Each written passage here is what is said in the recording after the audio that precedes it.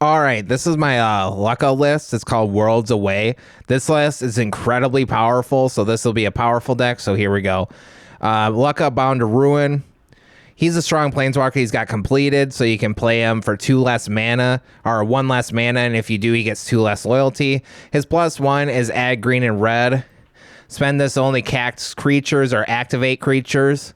His -1, he creates a 3/3 that has Toxic 1. Toxic 1 means when it deals combat damage to a player, it leaves them behind a poison counter. And his -4 is you can divide damage as you choose from your strongest creature to creatures or planeswalkers. So let's say you had like a 12/12. You could split its damage to be like 4 to this creature, 4 to that planeswalker, and then 4 to another creature. Or you could even go like 4/4/2/2. It's a really strong minus. He's a really strong planeswalker because he can ramp you early. He can put out decent bodies. His 3/3s are decent. So here we go. Bloodlust Insider. Target creature gains haste. Goblin Motivator. Target creature gains haste until end of turn. They're both the same card. They're just different creature types. Goldhound. This card's insane. First Strike Menace. Sacrifice Goldhound. Add 1 mana of any color. He's a treasure. He's a treasure dog. Kobold Warcaller. Choose a creature in your hand, it perpetually gains haste. This is the arena variant of it because that D&D set is like arena changed. Haywire Might, this card's nuts. When it perishes, you gain 3 life. You can sacrifice it. Exile target non-creature artifact or enchantment. Excellent artifact or enchantment removal. Decent blocker. For 1 mana, it's a 1/2. I mean, this card's just overpushed. It's cracked. It's really, really good. Elvish Mystic adds a mana. It's a mana dweeb. Golden Goose. Adds a mana at the cost of a food token. Can make food tokens as a mana dweeb. Has the 0/2 and it's a flying. Llanowar Elves, mana dweeb. Embrace Shieldbreaker. Its first side, battle display, pops an artifact. Its other side is just a 2/1 for 2. We play it because it can also hit artifacts, so it hits early mana rocks. Goblin Crater Maker can pop artifacts usually because it destroy target colorless non-land permanent. So that can even deal with Ugins. And he can deal 2 damage to a creature. Sprouting Goblin has Kicker. When you kick it, if you enter the battlefield, you dig out a land, basic land, place it in your hand, then shuffle. And you can sacrifice a land, draw a card. We play him because he ramps us. He's a 2/2. I felt like playing this. I never really saw this card played, so I was like, yeah, I'm playing that. Torch Fiend. You can sacrifice him and pop an artifact. Jaheira. Harper Emissary has Specialized, hexproof from artifacts and enchantments. When you specialize her, she pops an artifact or enchantment, and the green side, she gives you 4 life, and then her red side gives something perpetually haste and 1 attack. Outland Liberator, you can sacrifice and pop an artifact or enchantment. Daybound, Nightbound, when it swings, it pops artifacts and enchantments, and it keeps the same sacrifice ability. So it's kind of like a mini Kogla. Paradise Druid, mana dweeb, adds 1 mana of any color, but when she's untapped, she has hexproof, so usually she'll stick around and give you at least 1 mana. Scavenging Ooze, it's a 2/2, you can pay a green, exile a card from a graveyard. If it's a creature card, it gains 1/1, 1/1 counter, and you gain 1 life. Werewolf Pack Leader is a 3/3. When you attack with 6 power or more while it's attacking, you draw a card, and it can turn itself into a 5/4 or a 5/3, and it drops its human creature type. So it can almost satisfy its own draw ability. It always needs somebody to swing in with. This card's excellent. Get it out early. Can start peeling you cards from your deck. What's not to love? Grablin and Narcomancer. This card's nuts. Each spell you cast that's red or green costs 1 less to cast. Card's excellent. It's ramp. It's super ramp, actually, because you can cast multiple spells. Arcane Signet adds a mana. It's a mana rock. Fable the Mirror Breaker creates a 2/2 that when he attacks, creates a treasure token. Second part, you may discard up to 2 cards. If you do, you draw that many cards, as many as you discarded, and then it turns into Reflection of Kiki Jiki, which can copy a creature. You can pay 1, tap it, create a token that's a copy of a non-legendary, another target non-legendary creature, sacrifice it at the end of the turn. Furious Rise, this card's sweet. At the beginning of your end step, if you have a power 4 or greater, you exile the top card of your library and kind of tuck it underneath Furious Rise, and you can play it for as long as it remains exiled underneath Furious Rise. What's interesting about this is the exile draw ability, but Furious Rise allows you to keep the card until you play it. So that's what I like about this card. It's a good card. It's only an uncommon. Definitely good in red. Something you may want to pick up from the old Theros set. The one old to arena, rather. Valakut Awakening, you can put any number of cards from your hand back into your library, shuffle them, and you draw that many +1, or it's a tapped red source. Grug's Uprising gives your whole team trample, and if you play it and you have a power 4 or greater, you draw a card. If you cast something with power 4 or greater, you draw a card. Growing Lights of Itlimoc. When you play it, you look at the top 4 cards of your library. You can grab a creature, put it into your hand. If you have 4 or more creatures, it transforms into Itlimoc, Cradle of the Sun. This is Gaia's Cradle, except it can add a green by itself, so it's better. It adds a green for each creature you control, or it adds 1 green.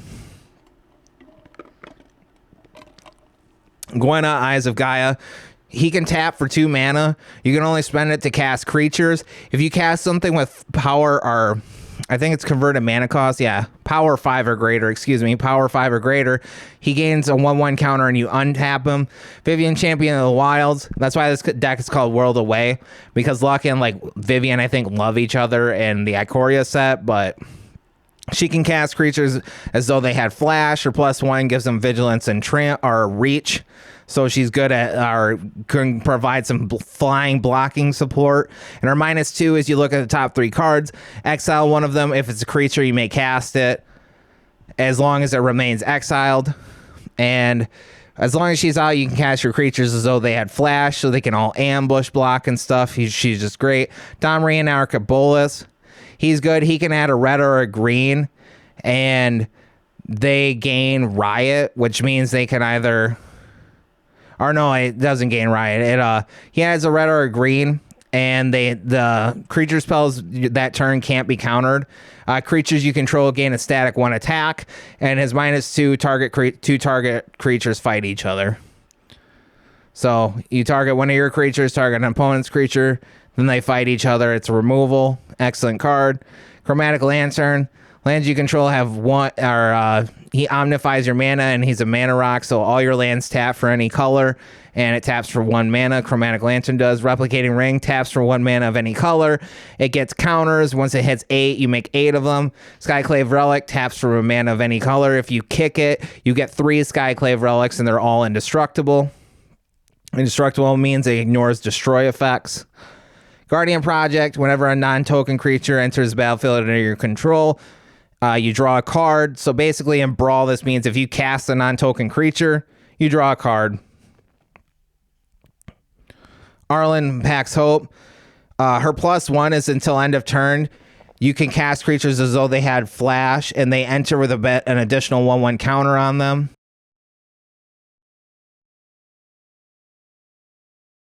And her -3, she creates 2/2/2 wolves, and she can transform to Nightbound form. She can add a green and a red.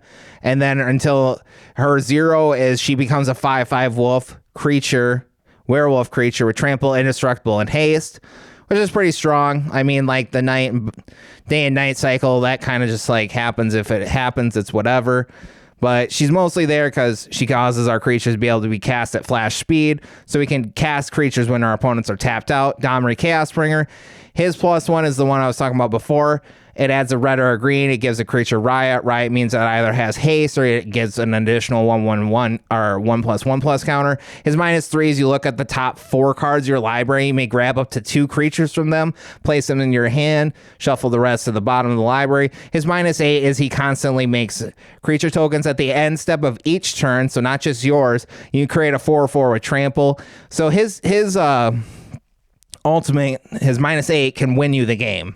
Like, it really honestly can just straight up win you the game, because eventually you'll just like kind of keep flooding the board with creatures, probably have a body advantage on power and stuff. I mean, 4/4s with tramples are not anything to scoff at. That's quite big. Those are quite powerful cards. Goldspan Dragon is a 4/4 with flying and haste. When he attacks or becomes the target of a spell, you create a treasure token. He makes treasure tokens tap for 2 mana instead of 1. Eharg the Razor has trample.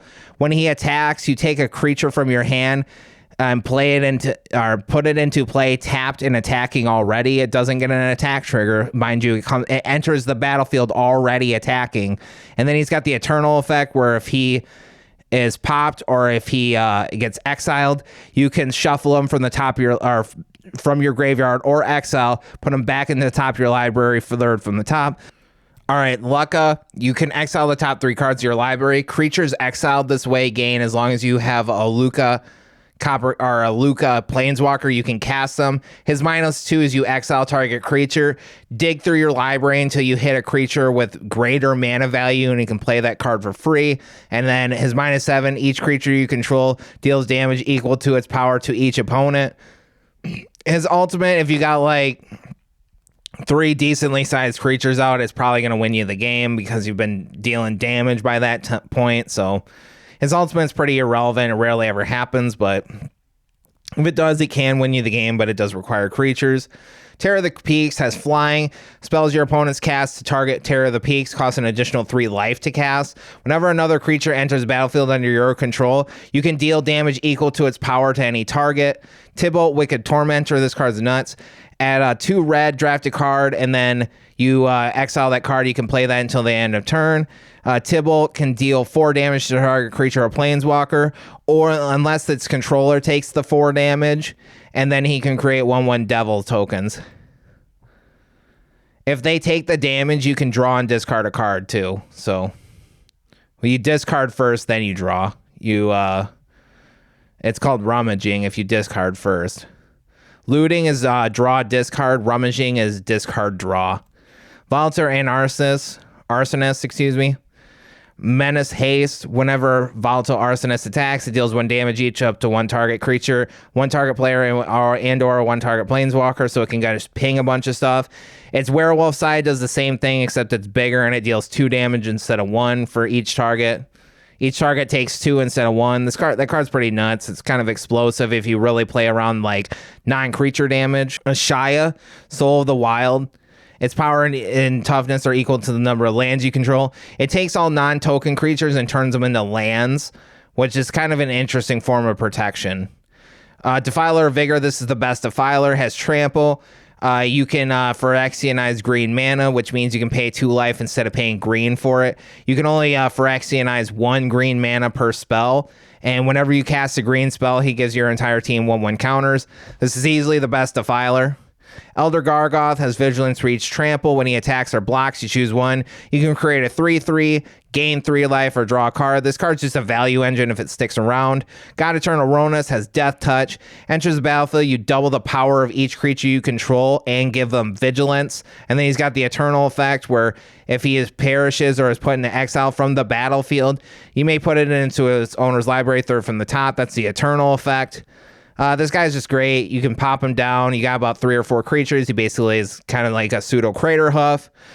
Silverback Elder. Whenever you cast a creature spell, you choose 1. Pop an artifact or enchantment. Look at the top 5 cards of your library. You might put a land from among them onto the battlefield tap. Put the rest of your bottom of your library, or you gain 4 life. Vivian Monster's Advocate. You may look at the top card of your library at any time. You can cast creature spells from the top of your library. She can create the 3/3 that you can either give Reach, Trample, or Vigilance to. You put a keyword counter on it, so if you have something to hold on to counters, that ends up being good. And then her minus is whenever you cast a creature, you dig through your library for a lesser mana value and place it into play. Vivian Reed, look at the top 4 cards of your library. You may reveal a creature or land, put it into your hand, put the rest in the bottom of your library. Her -3 is pop an artifact, enchantment, or creature with flying. And her emblem is creatures you control gain 2/2, have Vigilance, Trample, and Indestructible. Again, this deck, you definitely want to add Doubling Season to it. I just never did. Workshop Warchief has Trample. And then when he enters the battlefield, he gains 3 life. And when he leaves the battlefield, he leaves you behind a 4/4. Nikia, the Old Ways. This is actually, we put Doubling Season in her place. Because Nikia, you can't cast non-creature spells, but she doubles your mana output. She's a very specific kind of creature. Like, she's for very specific kind of decks. Doubling Season just makes sense in this deck because this deck has a lot of planeswalkers, but Doubling Season just doubles the amount of counters you put on anything. Anytime you put on counters, you just put twice as many on. Quartzwood Crasher has Trample. When 1 or more creatures with Trample deal combat damage to a player, You create an XX Trampler where X is as much damage as you dealt. Atali Primal Storm. Whenever he attacks, exile the top card of each player's library. You may cast any of those cards. So you can't play lands, but you can cast all those cards for free. Morag Fury of Kum. Each creature that attacked this turn gets 1 attack for each time it attacks. And then Landfall, he gives you a second combat phase where you untap your creatures. They can all attack again. When you have him out, make sure you play your lands on your main phase 2, not your main phase 1. That's just the tip with this card. Because if he gives you the extra combat phase before your regular combat phase, you don't get 2 combat phases. He just grants you an additional combat phase, which that little granting effect gets burnt up. So keep that in mind. Sunbird's Invocation is whenever you cast a spell from your hand, you dig through your library for as much that spell's mana value is, and you can cast a creature with the same mana value, or not a creature, just a card with the same mana value or less. So if you cast an 8 costed spell, you dig 8 deep, grab any of the spells from there, one of them that's like 8 or less, and you play it for free. Everbrook Caretaker has hexproof, and at the start of combat, she can give 2 1/1 counters to something. When she turns into her werewolf size, she gives your whole team hexproof and provides 2 1/1 counters to your whole team each combat. Kogo, when he enters the battlefield, he fights a creature, can rescue a human by bouncing a human back into your hand and give himself indestructible. And when he swings, he pops artifacts and enchantments. Primeval Bounty is when you play a land, you gain 3 life. When you cast a creature, you make a 3/3 creature. When you cast a non-creature, non-land card, you put 3 1/1 counters on a creature you control. Tali Primal Conqueror, when he enters the battlefield, each player exiles cards from the top of the library until they exile a non-land card. You can play all those cards, and then you can transform him into a Primal Sickness, Trample Indestructible. And then whenever he deals combat damage to a player, for as much damage as he did, you put that much poison counters on him, so he's a win condition as well. The card's absolutely nuts. Old Gnawbone's effect is whenever your creatures deal damage, you get that much treasure tokens to players when they deal damage to players. So if you deal 14 damage, you get 14 treasure tokens.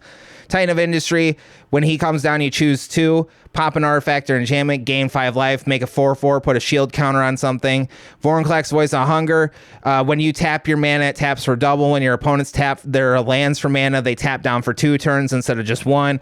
Great Henge, costs X less to cast, where X is the greatest power amongst creatures it controls. Gives you 2 green, taps for 2 life as well. And whenever a non-token creature enters the battlefield under your control, you put a 1/1 counter on. Galta Primal Hunger, costs X less to cast, where X is total power on your board. It's a 12/12 with trample.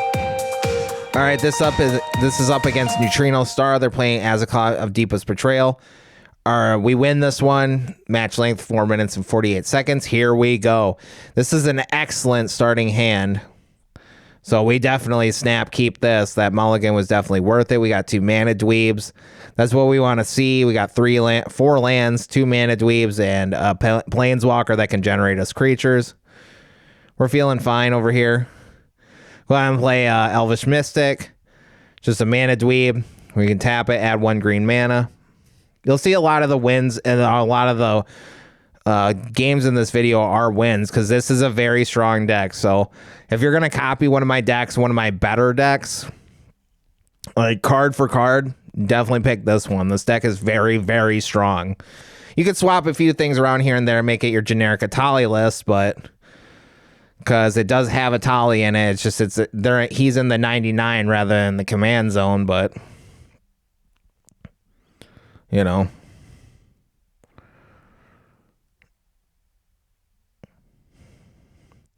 We go ahead and play a land here. We go ahead and start off with Tybalt. They hit us with Pilfer, which cherry pick discards. We go ahead and do Tybalt's effect, which he can make you just a bunch of devils, is what you get out of him. And he gives you 2 red mana, so we go ahead and play Hobble Fiend here. Hobble Fiend's a 2/1. It's like he can sacrifice creatures and give it a 1/1 counter. And it's got trample, so eventually it starts building up and gets big. We have to play our commander here. Full mana, so it's a 5/5, or it comes down as a 5 loyalty. Make the beast. We go ahead and Draft our card. It's 2. We get 2 red mana. Get to see. We find another Hobble Fiend. Excellent. One of the better picks. Again, like I said, he can sacrifice creatures with his ability, and you can put a 1/1 counter on him. There's some pretty good stuff in there. The best card, I think, out of Tybalt's whole spell book is it's Hell Rider, is what it's called. It's whenever you attack all the creatures that you're attacking with, you count that many creatures and you deal that much damage to the player or planeswalkers you're attacking. So that's definitely like the best card that you get out of him.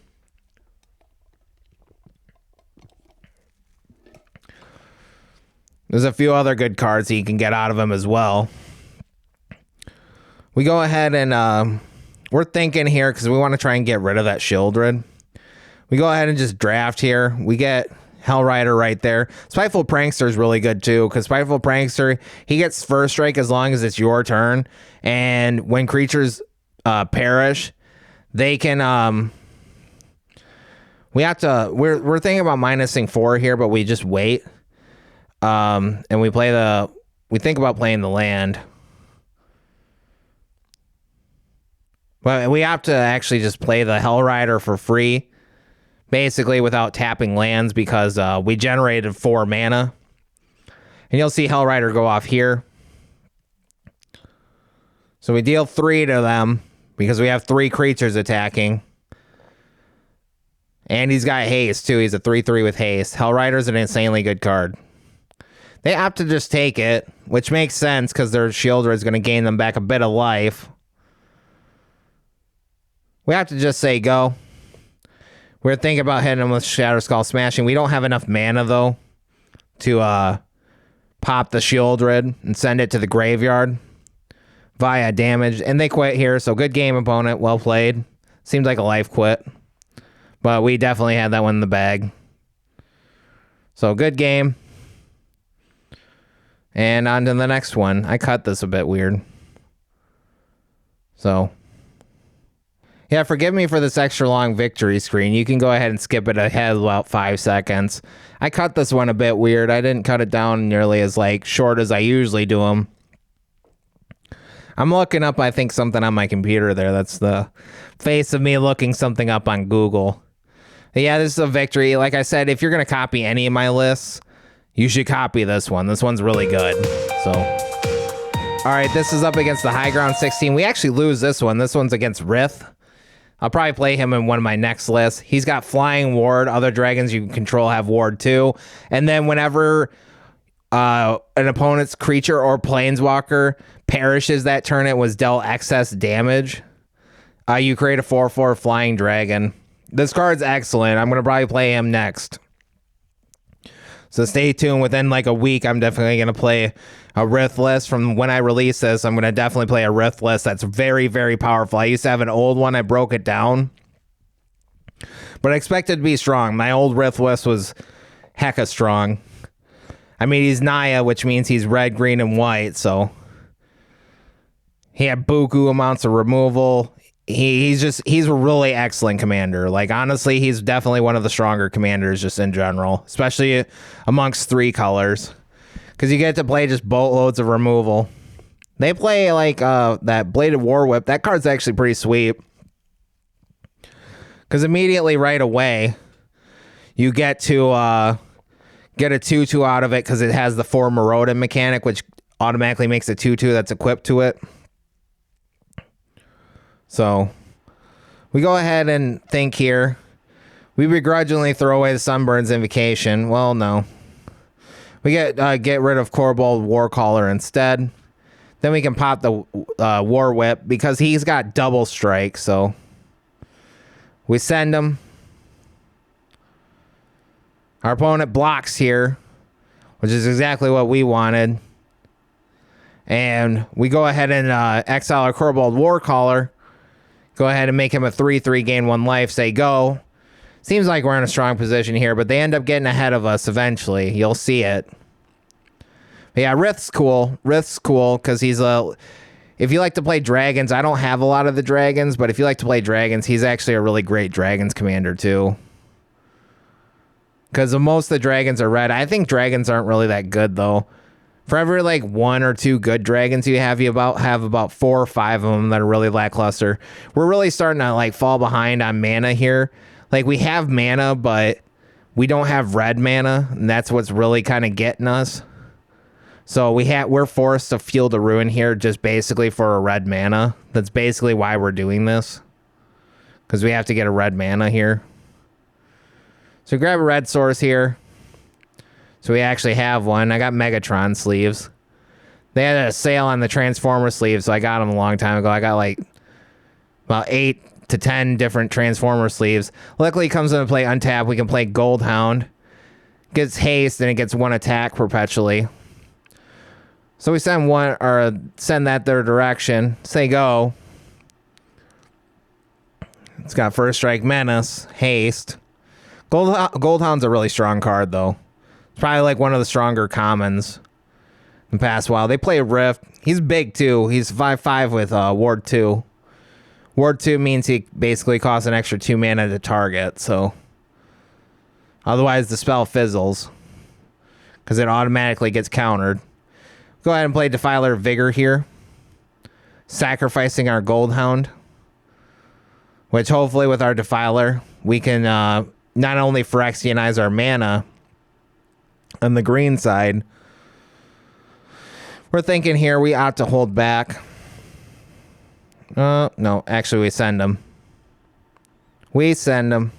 Full send. They go ahead and get rid of our Jaheira. This is like an equipment and / enchantment list that they got going on here.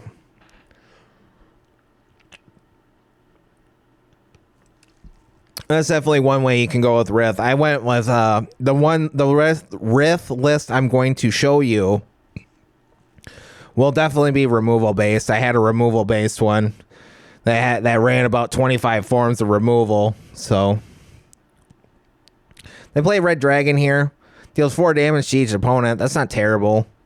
Most of those dragons from that set, they're a bit lackluster. That one's actually not terrible, honestly. It's a bit expensive at 6 mana. You'll probably see that as a curve topper in one of my more popper lists, my kitchen table lists. So stay tuned for those as well, because I got to put the edited video up, but it will come. Because I'm starting to do these kitchen table lists is what I want to call them. They're basically lists that you play against your friends when you don't want to play against all the strong stuff. They're not. I'm going to stomp the ladder with them. Expect them to lose because they're going to purposely be weak decks, but they're going to kind of be inspiration for newer players. If you like kind of play privates with your friends, and you kind of just want to play something that's not crazy, they're going to be excellent inspiration for that. Expect them to not have too many rares or mythics, or let alone any like just ultra good stuff cards. They get us here with Leyline Binding. That card reads it can capture a unit or capture one of our permanents, non-land permanents. And it costs less for each basic land type you have. So in 3 colors or more, it's pretty good. It's not really that great in 2 colors or less, but once you're about 3 colors or more, so you got 3 basic land types like mountain, forest, plains that they got going on over there because they're Naya, then it actually makes sense to play that card because it also has flash too. It's making quite a stir in Modern because you'll have lists that can cast it for 1 mana, which is a big deal. They go ahead and block here. They pretty much have to. They only got 4 health left, so they got to be careful. But yeah, we'll definitely put Red Dragon in one of our kitchen table lists. They got Fleet-Footed Dancer. This card is actually pretty sweet. Trample, Lifelink, Haste. It's actually pretty tight. Playing our Disruption. That causes our creature not to be able to attack or block. And its activated abilities can't be activated. It's a pacifism effect. It's like a super pacifism. It's an apathy effect is what it's called, because there's an old blue card that does the same thing, but it's called apathy. We go ahead and luckily our commander can kind of somewhat rescue us here. We unfortunately can't take out both of their creatures Because the Shia is only a 7/7, unfortunately, instead of being an 8/8. But it is what it is. Yeah, the Fleet-Footed Dancer is pretty sweet, though. May put him in as a rare in one of our, like I said, our kitchen table list, where we're not trying to play best in slot cards. We'll obviously have a few rares in the deck, but it's mostly going to be like something you'd pick up from like Walmart for like $15-20 is kind of like the goal of the list. They go ahead and equip their Dragon up, send 11 our direction. We're in pretty bad shape here. If we got one of our many enchantment removals in the list, we probably would have been fine, but unfortunately we just pull a land. Ponder's Enclave, our last hope. Nothing. So we end up losing here. Play our elf. Play Fable of the Mirror Breaker, quit. Good game, opponent. Well played. They got us. All right. This is a win. It's up against Cole. Our starting hand's all right. If we end up with like a mana dweeb or two and a red source, we'll be all right. But we keep it because we got 3 lands. End up with our red source with Rootbound Crag. It's a check land. It sees if we have a mountain or forest in play, and if it does, then it comes into play untapped. They started off with Avacyn's Pilgrim. He's a mana dweeb, except he's a green card that taps for white. And they equip Basilisk Collar. We end up getting lucky. We get Gwenna. Basilisk Collar gives lifelink and death touch. Basilisk Collar is a really good equip. They play Danitha. New Benelia's Light. You can cast auras and equipments from your graveyard with her. She has Vigilance, Trample, and lifelink. She's a good card. She's a really good card. We go ahead and jam Elder Gargoth here. Gwenna. His ability triggers, so he becomes a 3/4 with no keywords, but he becomes a 3/4 and untaps himself. We opt not to attack because they have Death Touch on their Avacyn's Pilgrim, so we're kind of leery of that, so we hang back. Because remember, Gwenna gives us 2 mana, but you can only use it for creatures and to activate creatures. They go ahead and tap 2 here to re-equip Basilisk Collar to Danitha, which she already has lifelink, but then she gains Death Touch, so she's incredibly dangerous right now. She has lifelink, Death Touch, First Strike, Trample, which is incredibly dangerous. Like, that requires basically removal to deal with. I'll have to make a list off of her. I made one already before, but didn't work out quite as well as I'd like it to. We can't swing into this favorably because she has First Strike, so when First Strike and Death Touch basically makes the creature like a huge wall, because they're going to First Strike, deal 1 point of Death Touch damage, and instantly KO the creature that they hit. So we swing because we still get his effect off anyways. We draw a card here, but he's definitely getting ate up by a Danitha. So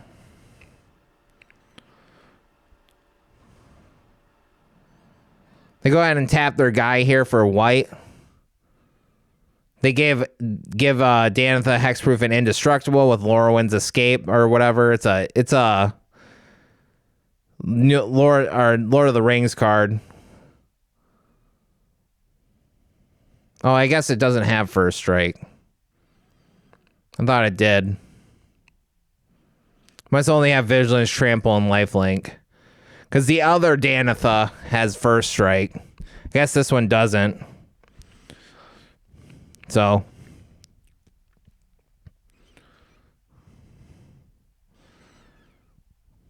But yeah, one of my next lists will be with that Danitha. It'll be a strong list because she's a really strong commander. Like I said, my weaker list, I'm going to make sure the commander is weak too. It's not just going to be like, oh, a strong commander and we're just playing suboptimal cards. Like, no, we're playing a weak commander, weak cards. The deck is going to be Just good old kitchen table magic. Good old magic that you just like, I want my games to actually last a little bit. I don't want to see any really absurd cards, so go ahead and play the Valakut's Awakening as a land. We have Eharg, praise be Pig God. We are not worthy, for he has all that is pig. We do not think, we just pig. Oh, and we got a 4/4/2 Trampler. All we know is pig. With Eharg. All we know is pig. I still got to make the historic list with him. Go ahead and get another 4/4 here because of Quartzwood Crasher. It's one of my favorite cards for my Ikoria ever. I love Quartzwood Crasher. It's just one of my favorite cards, period. Honestly. Just makes just makes trample buddies. Can keep spiraling out of control as long as you got enough trample in your list. You make trample buddies. It's a really reasonable card.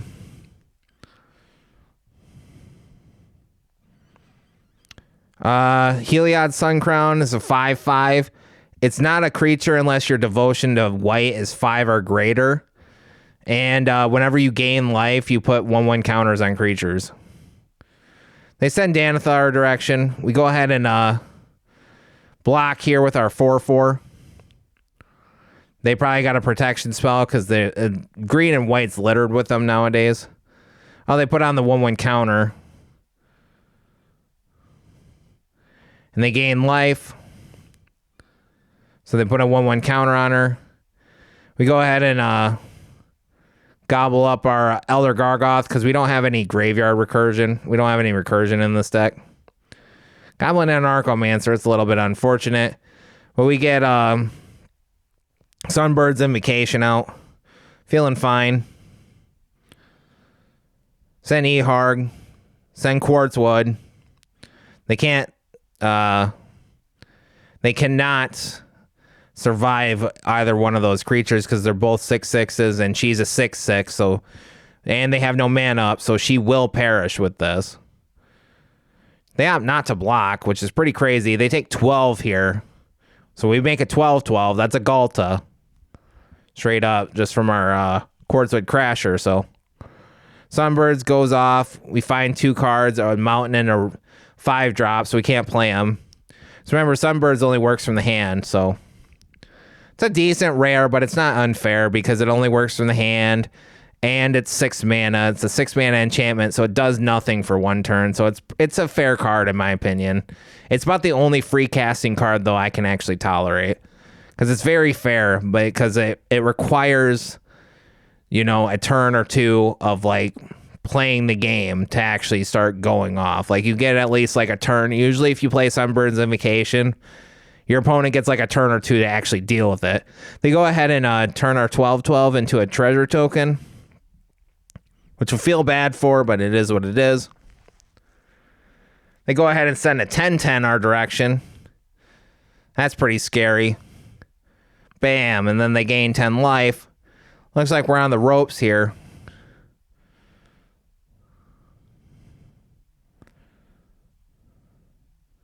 I think they opt to switch their collar off because they can only remember you can only equip at sorcery speed, not instant speed. Go ahead and play Garruk's Uprising here. Normally that's 3 mana, but an Archomancer makes it cost 2. And when it comes into play, it's going to draw us a card. Go ahead and play Torch Fiend here. Torch Fiend can be sacrificed to pop an artifact. Draw a card because we already have a power 4 or greater on the board. Great Henge. That costs 7 mana. Excellent. Actually, it costs 9. Excuse me. So we can dig 9 deep and grab out a creature, or a card, rather, that costs 9 or less. Grab Avabruck Caretaker here. Sweet. Draws us a card because she does have 4 or more power. Excellent. We're starting to kind of go off here. Again, like I said, if you're going to copy any of my list verbatim, this would probably be the one. Of the ones I've made thus far, this is arguably like the strongest list I've shown you guys. Outside maybe my Hidetsu and Kayari list, and there might be another list or two that might be equal to it, but probably not stronger than it. This list is crazy. We go ahead and pop the Hydra's Growth here, because that keeps making their guy like way too freaking big. So, gets popped. Get wrecked, Scoob. Pop their Basilisk Collar. We're sick of the Death Touch. See you later. Then we still have our Scavenging Ooze. We ooze away a Touch Fiend. We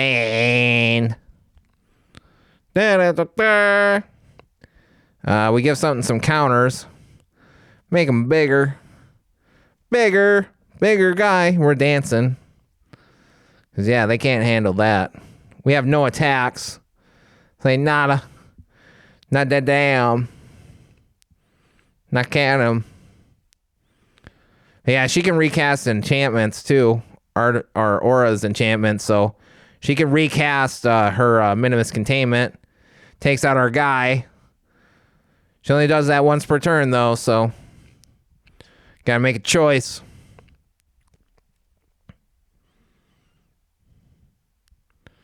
This is Presence of Gone. That she can make elves now. She can make 1/1 elves. I think they should have probably put that on their 1/1. Because you have to tap to make the elves. Go ahead and gang block here. She is 11/11, but we are blocking with 12 total. So we're losing pretty much everybody. They have to give us our E-Harg.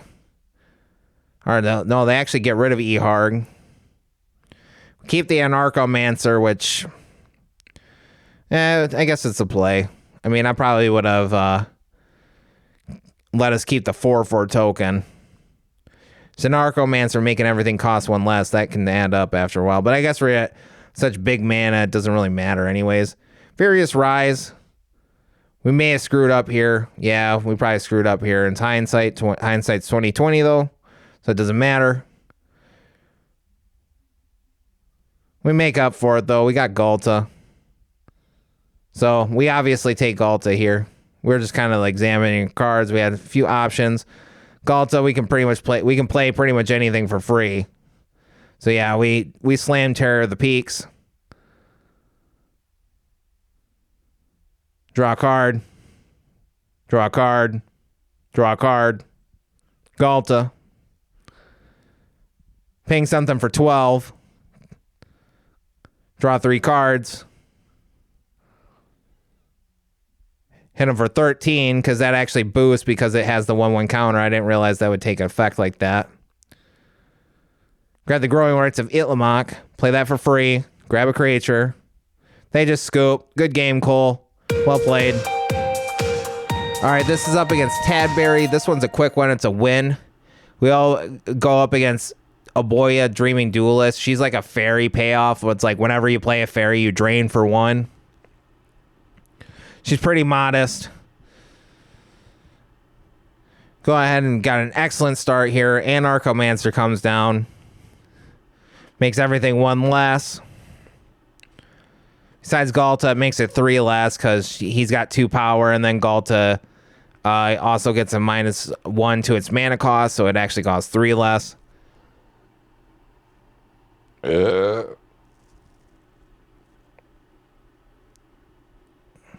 We go ahead and play our Arcane Signet. And then we go ahead and play our Gwenna. You gotta stop something. You gotta stop something now. They go ahead and flash in their commander. We're not scared. We send them. Send 2/2 their direction. Would have traded with the commander. They opt not to. Because remember, whenever they play a fairy, they drain for 1. This deck is, or this commander is very tame, honestly.